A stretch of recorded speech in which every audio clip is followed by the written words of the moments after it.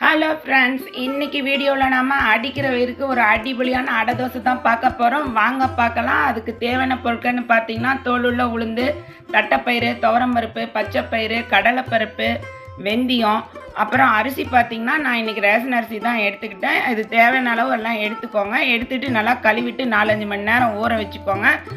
காரத்துக்கு வரமிளகாய், பூண்டு, சோம்பு, தேவையான அளவு உப்பு போட்டு நல்லா அரைச்சி எடுத்துக்கோங்க. அதுக்கப்புறம் அதுக்கு ஒரு தாளிப்பு கொடுத்துங்க. அந்த இந்த அளவுக்கு நல்லா கொரகொரப்பாக அரைச்சி எடுத்துக்கோங்க. வெங்காயம், கருவேப்பிலை, ஜீரகம் இதெல்லாம் போட்டு தாளிச்சிட்டு ஒரு 10 நிமிஷம் கழித்து இந்த மாதிரி ஊற்றுனீங்கன்னா சூப்பரான அடிபொலியான ஒரு அடை தோசை ரெடி ஆகிடுங்க. இது வெண்ணெய் போட்டு சுட்டிங்கன்னா சூப்பராக வாசனையாக டேஸ்ட்டாக இருக்கும். இதுக்கு தொட்டுக்கிறதுக்கு ஒரு கார சட்னி இல்லைனா கடலை சட்னி இதெல்லாம் வச்சு சாப்பிட்டிங்கன்னா சூப்பராக இருக்கும். குழந்தைங்கலேருந்து பெரியவங்க வரைக்கும் நல்லா சாப்பிட்லாங்க. இது வந்து ஹெல்த்தியானது. இந்த வீடியோ பிடிச்சிருந்தால் லைக் பண்ணுங்கள், சப்ஸ்கிரைப் பண்ணாதவங்க பண்ணிவிடுங்க. மீண்டும் ஒரு வீடியோவில் சந்திக்கலாம். பாய்.